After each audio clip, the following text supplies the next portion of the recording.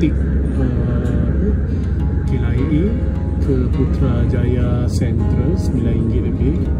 Lepas tu Putrajaya Central ke KL Central RM14 lebih.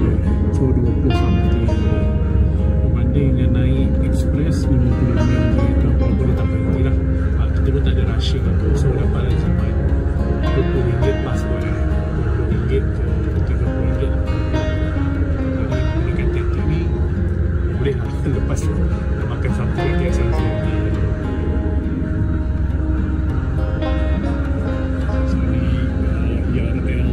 Transit version, bukan Express.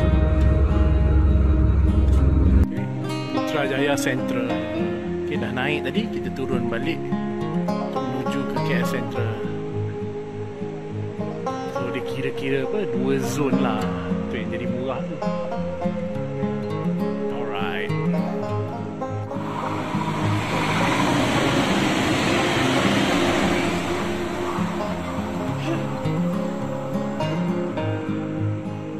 Okay, room review sikit Hotel Royal Kuala Lumpur. Okay, kita tengok bathroom.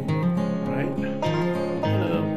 Sebab balik Thailand ni penat. Bangkok. Okay, ada range show. Right.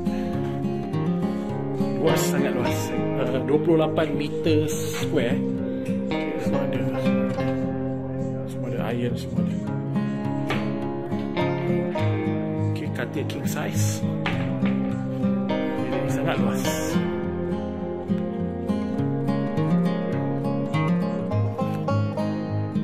Alright.